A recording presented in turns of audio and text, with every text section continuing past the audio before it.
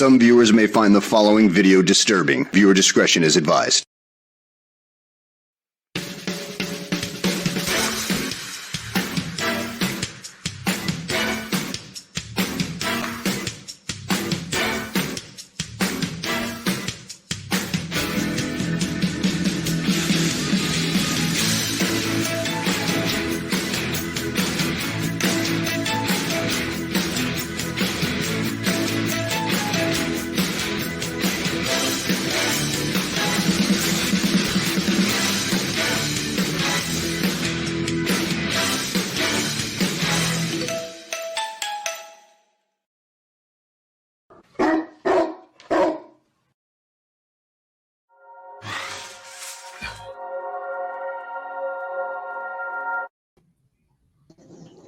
It's November 1st.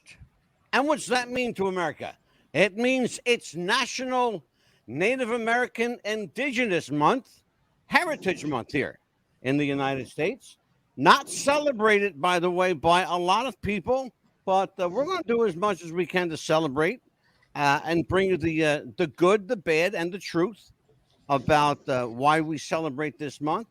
To help me in that endeavor is Melissa, the Arctic Wolf Black. How you doing, kid? I feel great, thank you. Wonderful.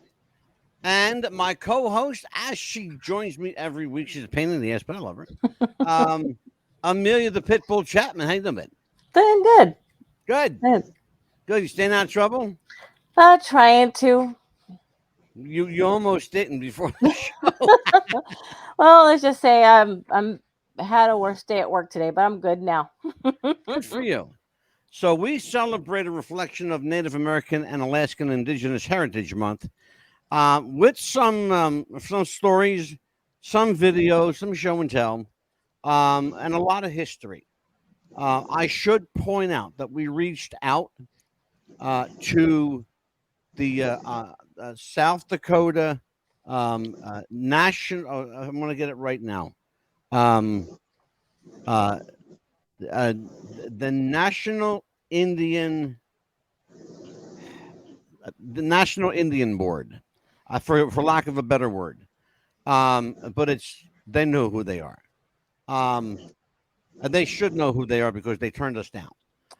You'd think you'd want to celebrate, and this is a serious point of contention, and I came very close to canceling tonight's show, folks, and I'm going to tell you why. It's been difficult to get someone to open up with me about how and why we celebrate Native American Month. Essentially, it was actually called Native American History Month, but they don't want this to be known as history. They want this to be known as their heritage. The history, they say, is still evolving. Melissa, your point. Your thoughts on that point, I should say. The difference between the vernacular, the semantics, History Month or Heritage Month. What is appropriate in this case? The history of the relationship between the American Indigenous Native American people and the U.S. government has been contentious, to say the least. Since day we one, have always fought to keep our heritage and who we are as a people alive. Unfortunately, when it comes to the history of it, we have had a very hard time with that. Because we've met a lot of contention. We've been lied to. We've had treaties that were agreed to that were broken. Massive, huge amounts of indigenous people slaughtered for no reason other than the fact that the U.S. Army could. As far as our history, it has been egregious, to say the least. As far as our heritage goes, we are very proud of our heritage and who we are. We come from a very long, strong line of very proud people. Yes. the federal government has robbed us of pretty much anything that they could. The only thing that we have left is our pride in who we are and the heritage from where we come. Hmm. And so, Amelia, what do you know about Native American Month? Well, I know that they're very proud of, like she was saying, very proud of their heritage, and Uh-huh. still to this day, because I've met some people that are Indian, no matter what, and they Let me still are very stop you kind right people. there because you brought up another point of contention. Hmm. Do you refer to them and address them as Indian or Native American? Well, they say that they're Indian to me or Native American, because they introduced themselves to us. Right. And when I was growing up, my grandfather knew this wonderful man, and he was an Indian singer. But he said he was Spanish. He spoke Spanish, and Yeah. he said, "I'm Indian or Native American, and I sing, but my truck broke down. Can you help us fix it?" And my grandfather says, "Yes, absolutely. Bring it to my shop." And he was so sweet and Hmm. kind of a man. And we broke bread. And every time that his van would break down, no matter if he was 200 miles away, he said, "I want to take it to that man no matter what." And Yeah. we're just the same kind of people, Hispanic and Native American Indian. And Hmm. every time we would break bread. And one time his wife made a beautiful blanket for my grandmother as a thank You you gift. live in Florida, Amelia. Yes. Florida is one of the hotbeds Mm-hmm. uh, of the Native American foothold Yes. in America. Mm-hmm. Not a secret by any stretch that the Lenapes, the Seminoles, Mm-hmm. Yes. and to some degree the Hapapi Mm-hmm. tribes Yes. were from Florida. Yes. What's the Native American population look like in Florida now, particularly where you are? Well, I've seen some people there because, of course, they have a casino here in Seminole. Yes. And Mhm. they are the nicest people you would come up to, and they treat us with respect as we treat them with Yeah. respect. But I've seen them Well, be and can you disrespected as tell well. people why they have a casino? Of course, that's how they make their money now. Of That's course. it right there. Hmm. That's how they make their money. Hmm. Which is a sad state of affairs that Yes, they have to buy very, casinos to very make their sad. money. Very sad. Um, Melissa, address that for me, please.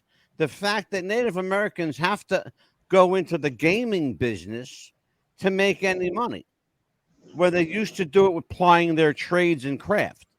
What happened to that?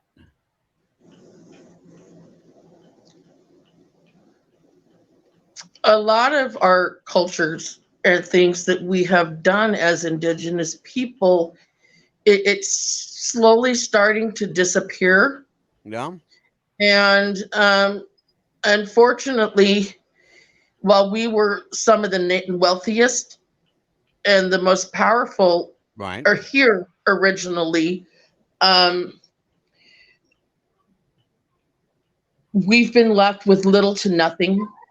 Um, Even the land that we were promised has been whittled down to a pin drop Yeah, in what at one time was massive. yeah. And I think it kind of came down to, sink or swim. And we did what we had to do. Not that I'll agree with it. There again, the white man did have a lot to do with that when it came to the building of the casinos, Yeah. with contracts offering us all this money. Um, a lot of the old ways are dying. They're leaving. They're going away, and it's a whole Hold on to different that point. era. Hold on to that point for me because I want to address that. Um, you heard me say at the beginning of the show that Native American Heritage Month was not welcomed by everyone, particularly some of the people I spoke to. By the way, someone's saying, "Hi, Ange. If that's Charlie Norris, can you let me know, Charlie, if that's you, please? Because if that's Charlie, I'm bringing him in here." One of the things that's important to understand is that particularly when it comes to pride in one's heritage, one's background, one's place in society, there's generally a sense of overwhelming pride for your accomplishments. The Native American community does not feel that way, as demonstrated and illustrated by the fact that I could not get, and I mean this, I could not get anyone to join me on this show. I will tell you that, let's see, I want to make sure I get this right, because there is a group I spoke to. The National Indian Affairs Council.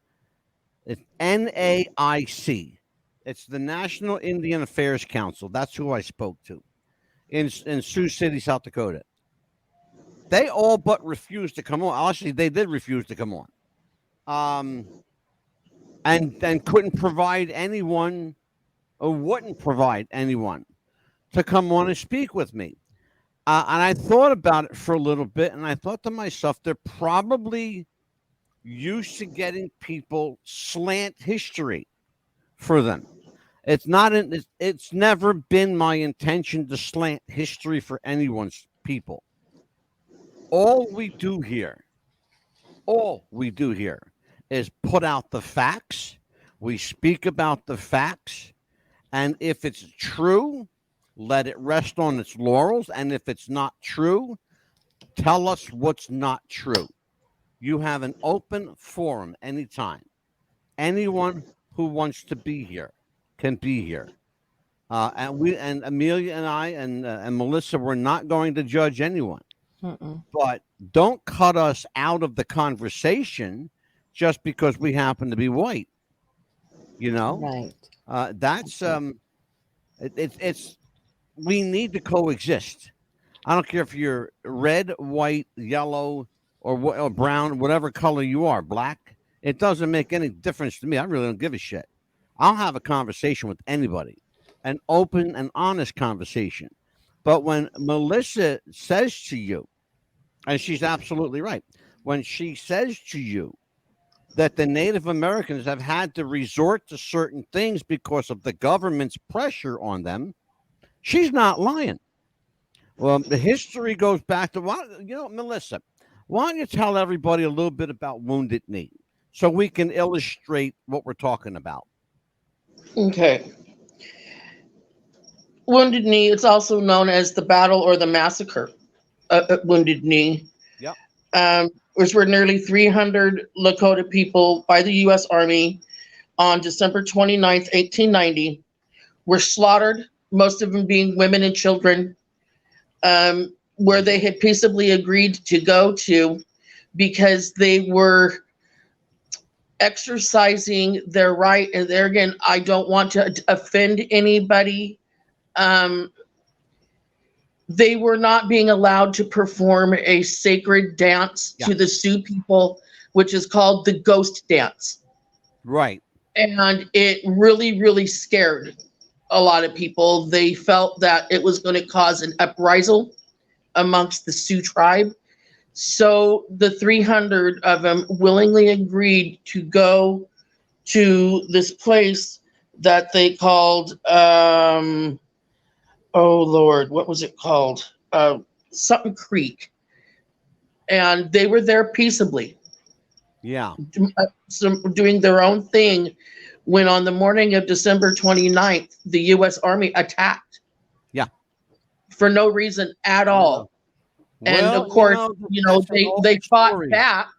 Melissa. And it was, Go ahead. Continue. Go ahead. Please. I think there's been a really long history of the U.S. Army attacking when it's just women and children and the elderly. We've seen that before. We've seen it here.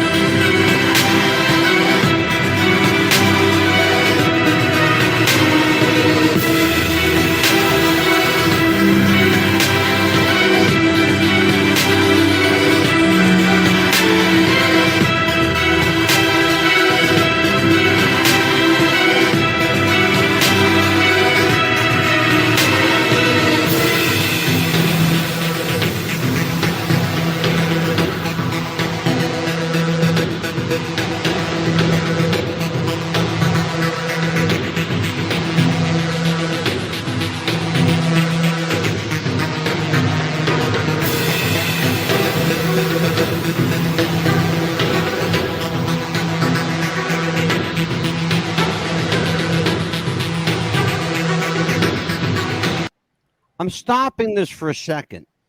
I want everyone to take a look at possibly the biggest piece of shit that ever served the United States Congress. His name was Arlen Specter, the late Arlen Specter. This is the same douchebag that gave America the single bullet theory in the Kennedy assassination. This is also the douchebag largely responsible for the attack on Ruby Ridge. He's not with us anymore, for which many people are grateful. But you're looking at a covert operation planned months in the making to get this man, Randy Weaver, to simply surrender some weapons. All they had to do was say, "Can you hand them over?" And Mr. Weaver would have been happy to do so. But when you show up at his door with 50 federal marshals and there's only 3 of you inside, well, that leads to a problematic situation. A man's going to defend his home at that point. So let's take a look at the rest of this. And what played out is absolutely appalling.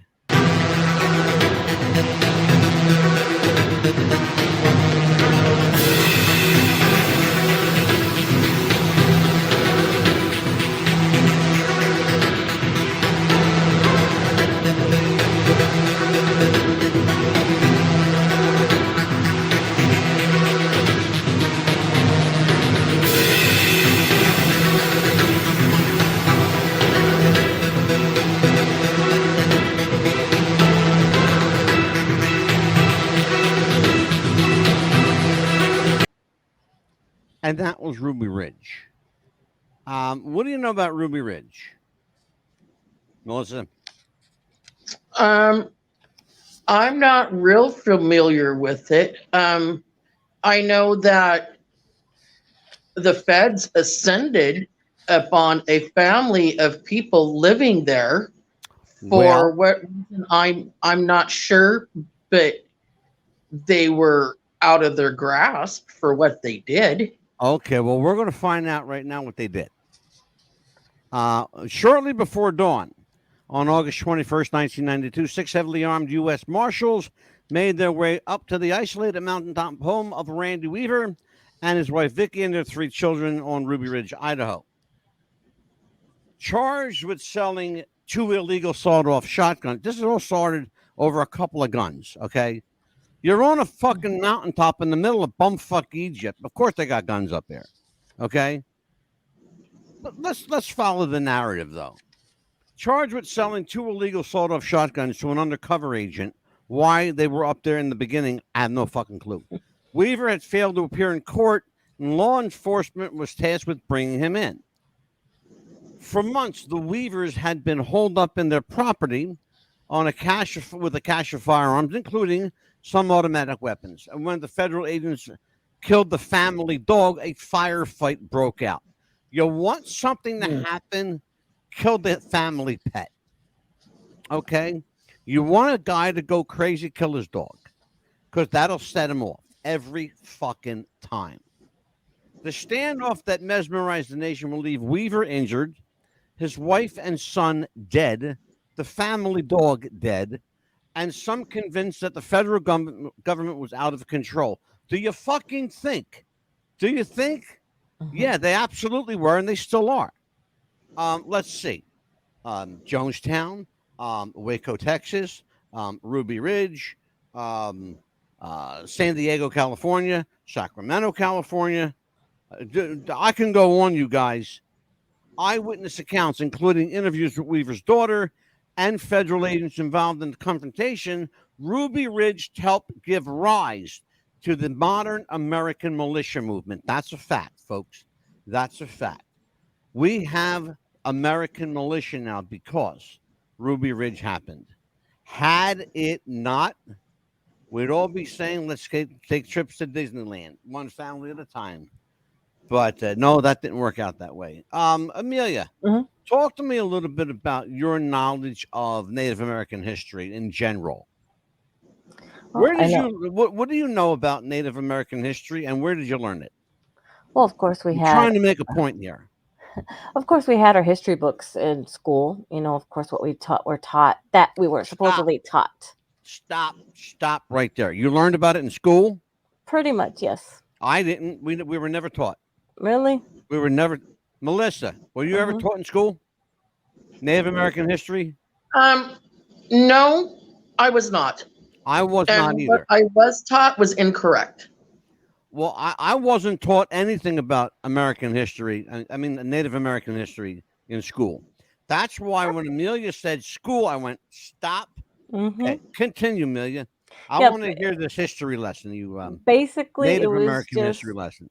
basically it was like maybe a chapter or two. Yeah. They said, General Custer did this, and the Native Americans. Hold on. Custer. Yeah. Custer is a Yeah. pubic hair in the fiber Yeah. of the Native American movement. Basically, he was George right. Custer is like this. Okay? Basically, He doesn't amount to this. Mhm. Not a pubic hair. Basically, they did this, and they called it Indians. Okay, Indians were wrong, and Americans were right. The soldiers were right. Everybody else was wrong, and the history is that you shouldn't trust anybody. And I'm like, well, hold on, just a minute here. We need to. There's both sides Well, of no, the they story got that. here. They have. Hold on a second. They got that part right. Don't trust anybody. Exactly, They and got I'm that like, part right. wait a minute. There's two sides of the story here. Hold on. Why can't we learn both? We're like, well, this is my history class. I'm like, what? I got in trouble for that. But you know what? Yeah. I had to I tell want to see what Melissa's doing on her phone over here. Okay, because so what's I going was on with you? I was telling my mom, I was like, you know what, Mom? I said, all I did is tell the teacher I wanted to hear both sides of the story. There has to be both sides of the story. Why Right. can't we hear both? All right, Melissa. So what's You know? going on? You were looking something up, evidently.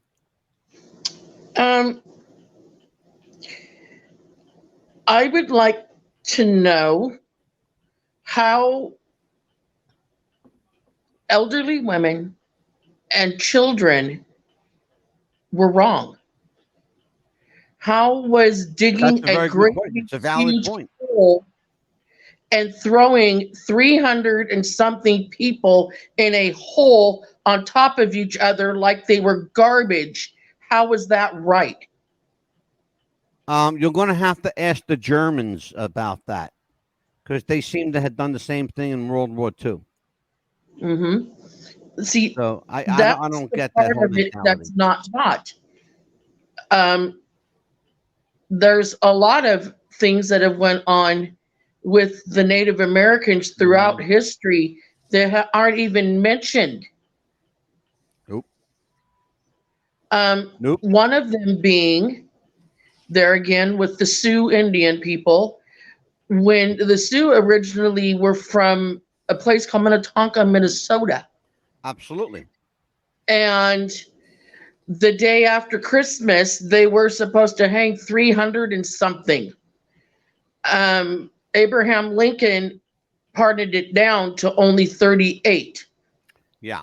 On the day after Christmas, Well, what was the story behind that? Native Americans were hung. Chiefs, elders, medicine men, Okay. for no You reason. need to slow down a minute because I asked you a question in there. Tell everybody what was behind that. You went from 350, 60, or 70, somewhere around there, to where 38. Why the disparity? Why did Lincoln feel like that was an appropriate number? There has to be a history to that. It's from what everything that I can understand and what I have read and have learned through watching. The Native Americans were starving. They were starving to death. They had no food. It was cold. It was December. And the stuff that they were promised to be given, the rations, were not. They did not receive them.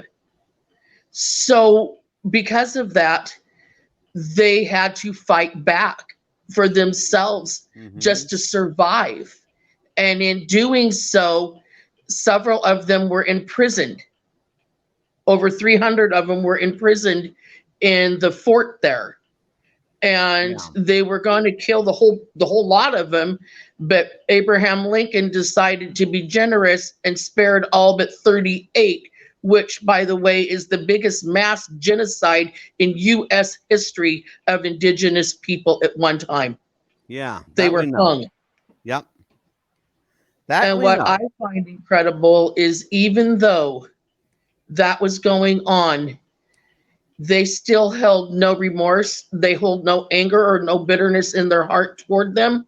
Right. They actually went out holding hands as That's best as interesting. possible. I have to tell you that this country, and if you think I'm lying, look it up. This country has not spent a dime on a Native American monument. You're going to see something tonight. In fact, in a moment. It's Crazy Horse Mountain. All the money raised for Crazy Horse Mountain was raised privately. Okay. The government gave not one red cent. Nope. In fact, let's take a look at this right They now. did not.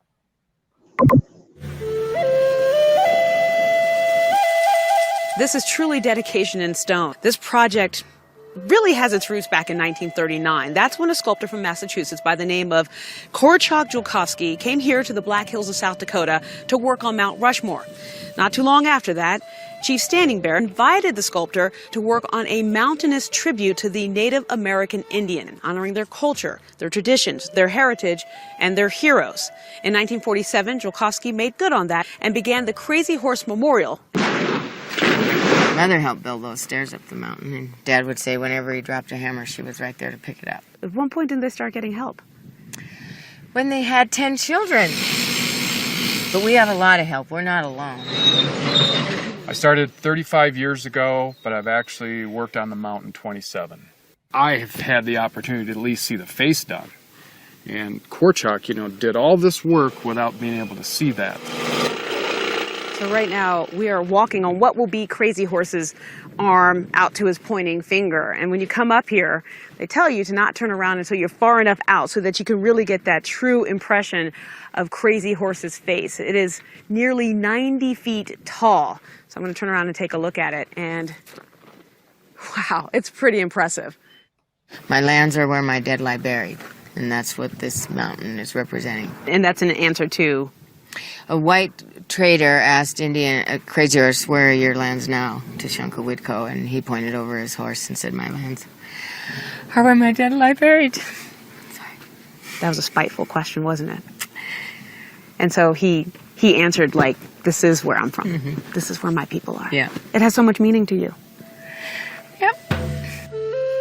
When all is said and done, it'll be 641 feet long and 563 feet tall. Just up the road is Mount Rushmore.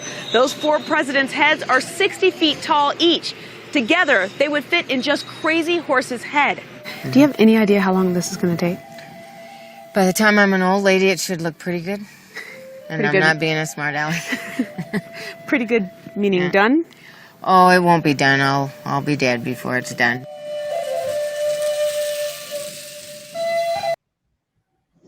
No.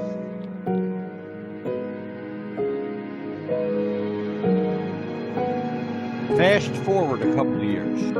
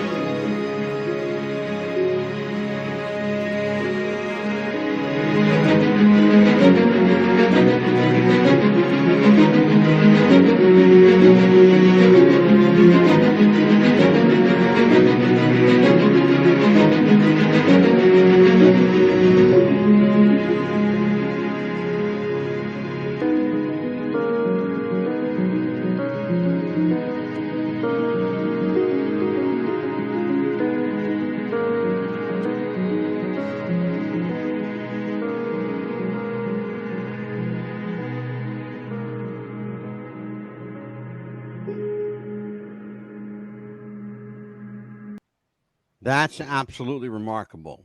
That's beautiful. Melissa, let's talk for a second. I watched your face the entire time we're watching those videos, and you're very emotional.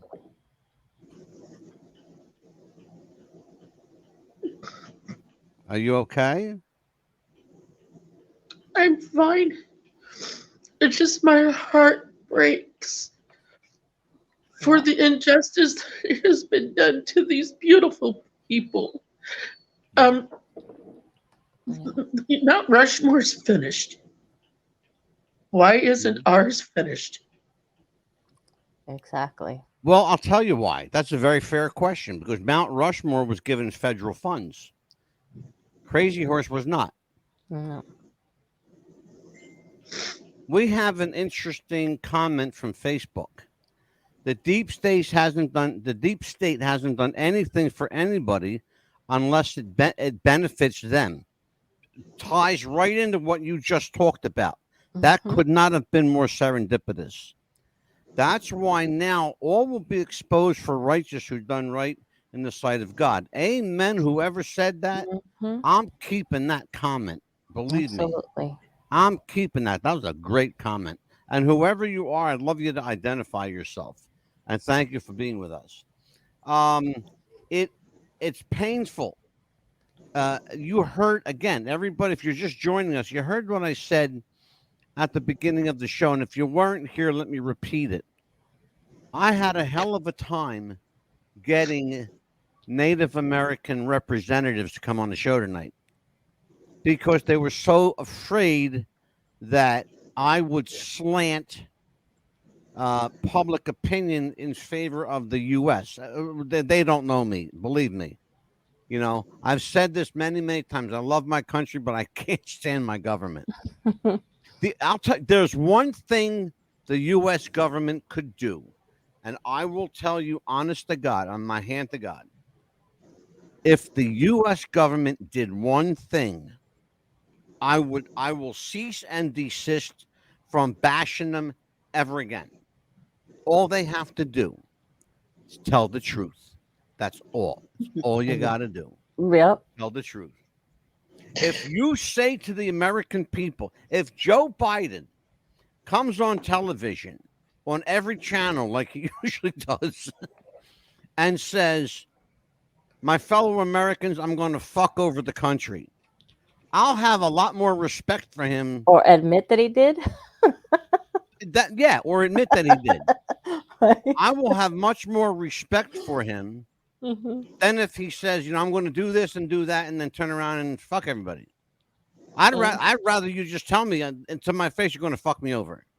At least I know what's coming. Okay? And you're honest about it. I'll give you kudos for honesty. But the U.S. government was never honest with the Native Americans. No. Not from day one. They promised them the moon. We'll make you partners in this new country we got. Yeah? Up your ass. Yeah. Okay? Is what they got. That's what they got. I want to change this because Melissa's crying. My heart's breaking for her. Yeah. Because I love Melissa, and I just don't. It kills me to see that. Here's what I want to do. I want to make Melissa happy because I'm going to show you something that's going to put a smile on your face. You ready for this one? Now, Amelia, you ready for this one too? Yes, absolutely. Let's do it. Watch this. I think you're going to love this. I really, really do. Whoop, where'd it go? Here you go. Ah, damn. I found it. There it goes.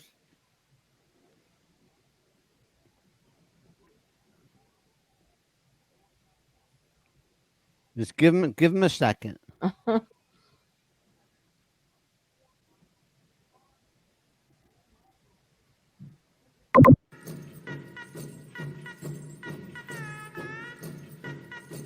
Believe it or not, this is a Native American tribal dance, hip hop style.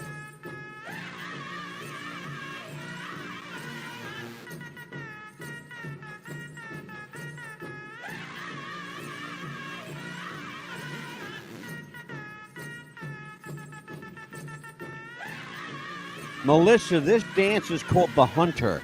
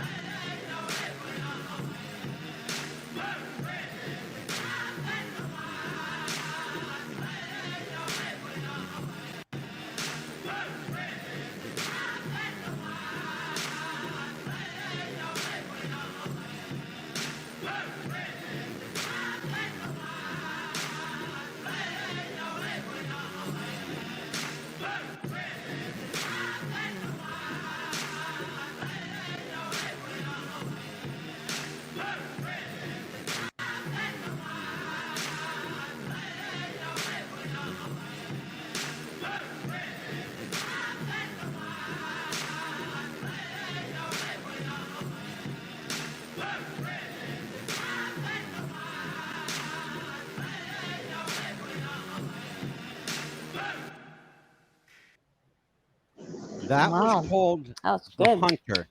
That dancer melded traditional Native American dance with traditional hoop dancing with hip hop. Wow. Okay. He melded three styles of dance into a flawless routine and did it wearing a leather jacket and baggy pants. Okay. How those pants didn't fall down to his ankles, I don't know. But that is brilliant. Okay. That's just absolutely brilliant. And I loved it. When I saw that, I said, oh man, I got to show this. Um, so let's talk a little bit about this. Apparently, there is still, and I would have loved to have Charlie here tonight because Yeah. Charlie's a full blood. I would love to understand why the bad blood between the Native Americans and the federales, as they call them, the federal government, runs so deeply. I understand what they did. I understand what the federal government has done. This is Charlie. Let me see. Charlie. Oh, I missed your call. I just can't hook up your link. It says something. Okay. Um, okay. Here's what Charlie says. I've never seen anything like this. It makes me feel good. We've evolved and are still here after facing genocide. You know what, Charlie? Melissa said the same thing, brother. She said the exact same thing. And I was just asking, it's funny because I'm just in that line of questioning. I wonder why, and again, I'll repeat what I said. I wonder why, after all this time, that the Native American community and the federal government just cannot get along. The U.S. government, to the point, has recognized the Indian nation as a separate nation living on the same continent. That's what we're talking about. Did you know? Did you know that the federal government cannot prosecute an indigenous individual? The tribal committee, or whatever they want to call it, the tribal committee has to prosecute that person, and except in certain extenuating circumstances where that person has done mass harm to people outside of his tribe. That's I had to look this shit up. You can't make this stuff up. Please look it up. Right. And there's a great website that I want to direct everybody to. And I want to tell you exactly where it is. It's very important.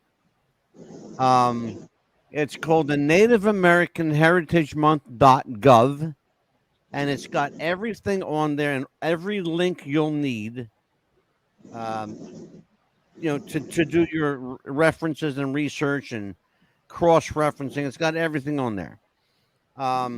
You're going to see a couple more dances tonight, and then you're going to see what we believe is the oldest known Native American film ever. Dates back to I want to get this right. 1893, I believe, is what you're going to see. But let's take a look at this.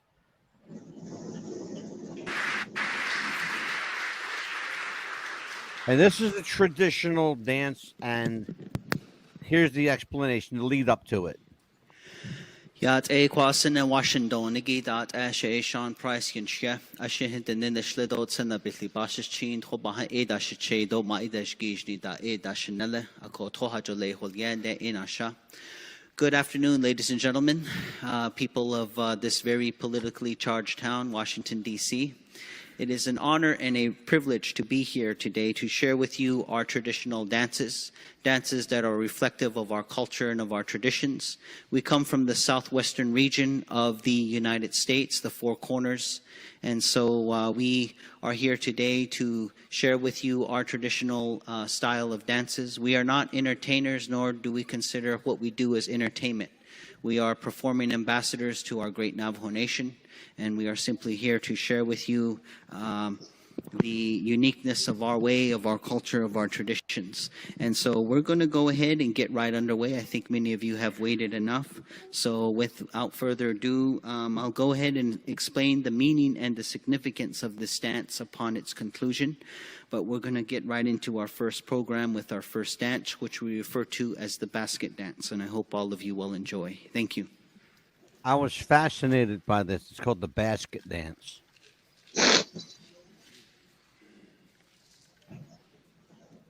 Amelia, watch these girls.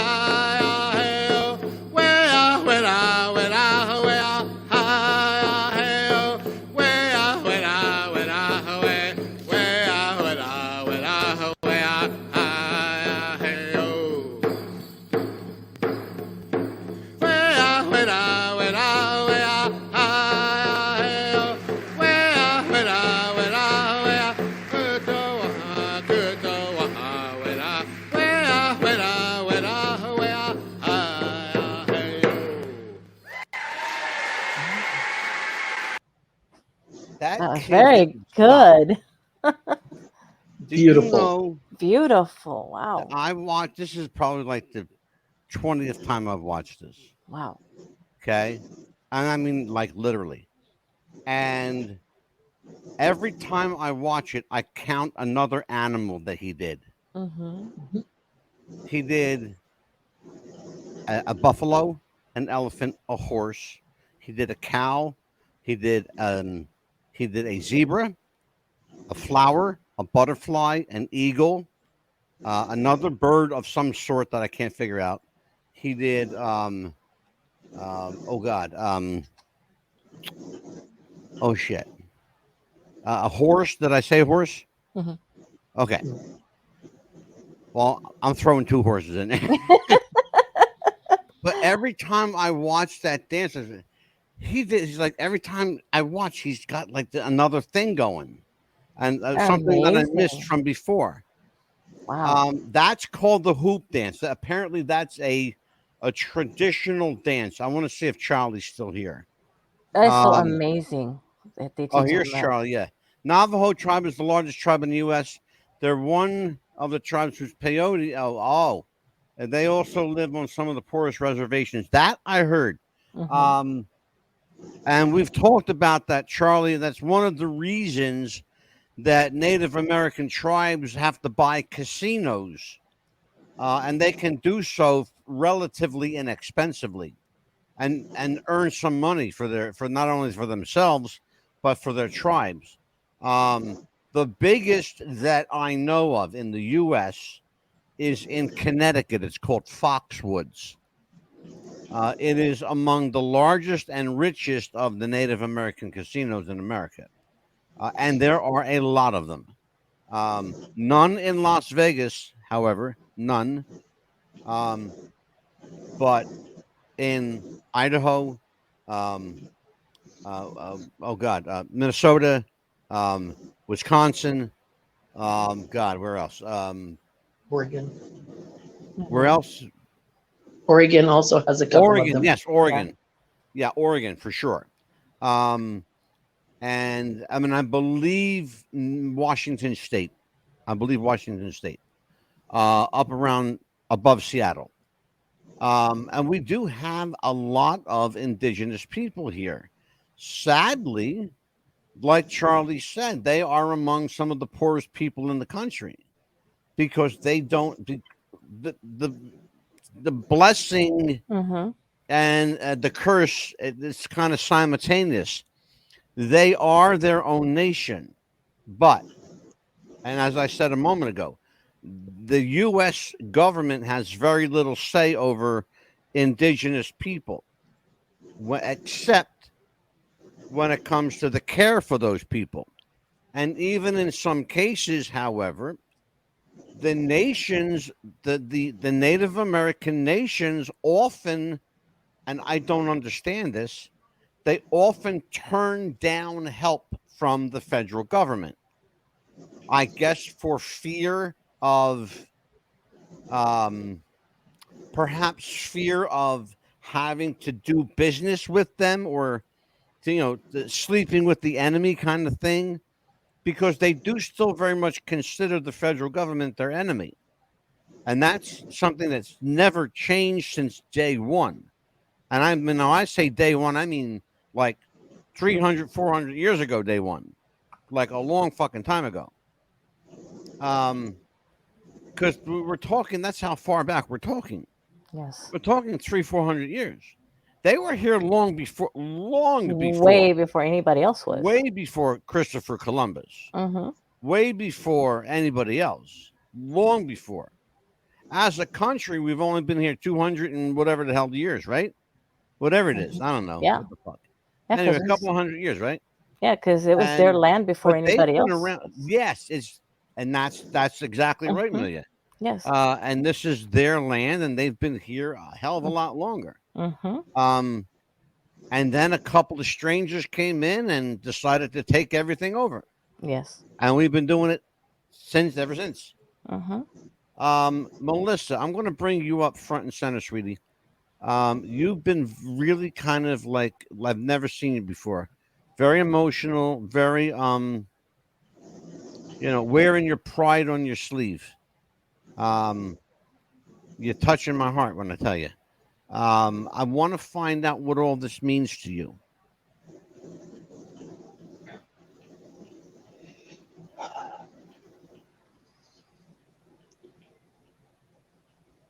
It's very, very hard for me to convey the pride I have in where I come from and who I am. It's very, very hard to get other people to understand my pain and my hurt and my anger and where it comes from. We have been taught from almost day one that we are nothing, that we are less than scum. When we refuse to comply, they do things like come in and steal the children off of our reservations and stick them into schools, cut their hair, give them American names, refuse to allow them to even speak their own language in an attempt to how would they say, to civilize us because we're savage. We're heathens. We're not even, we're lower than dogs. You know, even a dog gets a bone every once in a while. Yeah. They used to have a saying, it says, kill the Indian, save the man. That is what they put up in all of these schools that they had. Alaska alone, where I live, had 23 of them. Yeah. We won't even get into how many children died, were killed and murdered in those schools. Yeah. Charlie yet- says, to interrupt for just a moment, Charlie Norris is with us. You see there, it says Facebook user. That's our friend Charlie Norris. He's a friend of mine, a friend of the show. I tried reaching out to Charlie today. He says the federal government broke, and this is true. I actually checked this out. I do know this to be factual. The federal government broke every treaty with every tribe, every single one. And Charlie, we actually said that. I actually said that Yes. earlier in the show, that because of this mixed bag of nuts here, you know, the federal government granted, autonomy to the Native American people. In other words, they are their own nation. But the downside of that now is they have to come up with their own ways to live, Yes. to make money, to find health care, except in rare circumstances when the federal government will get involved and provide health care for children or what have you, because perhaps their parents or their tribe can't. Melissa brings up a very, very poignant story when she tells you, and it's really not a story, it's a fact, that, and you can look this up, please, if you think that we're kidding about this, please look it up.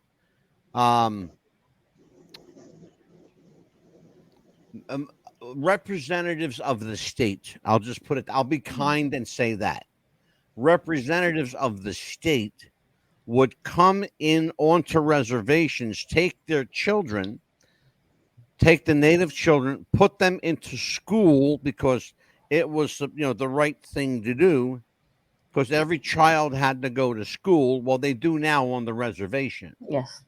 But they would take kids and Americanize them. Essentially what they did, they Americanized them. They gave them American names. They cut their hair. They did everything they could to make them look like, I hate this word, normal American people, whatever the fuck normal is. Because, I don't look like nobody. Thank God.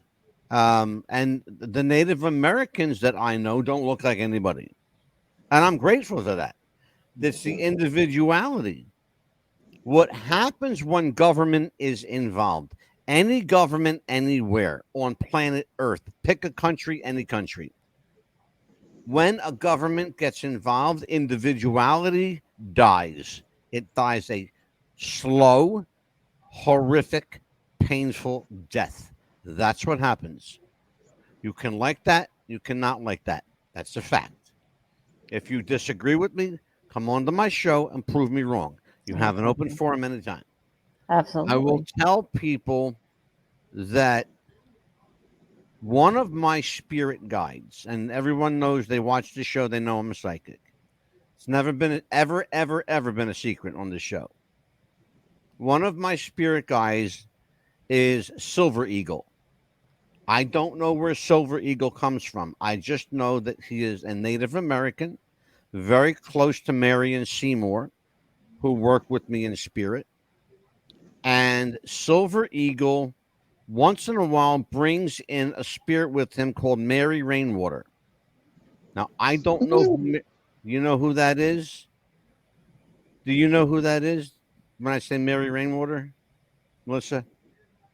The name is very, very familiar to me. Because you perked up when I said that. You go, I believe she was a medicine woman. I think you may be right, because one of my gifts is I'm a medical intuitive.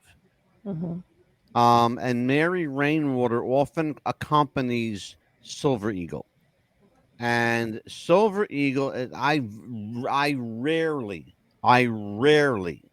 call upon Silver Eagle, because when I do, it's mighty, mighty important. Otherwise, Mary and Seymour are quite capable, and God is more than capable of providing me the information I need. But it's interesting, too, that the Native American community believe very much in what we represent here on this show.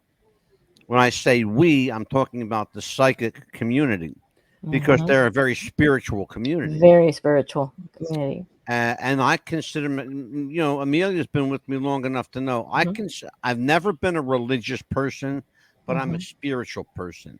There. And you've been with me long enough on this show to know that. Absolutely. I will tell people, if you know and understand what Melissa is talking about, you too will have a broken heart tonight. And you should. Your heart should break to be made whole again. And perhaps this show came full circle, because I started off with a dance and I'm going to end up with a dance. Before we do, I want to show you what we believe to be the very first Native American film ever captured. It's part of this collage here. So take a look.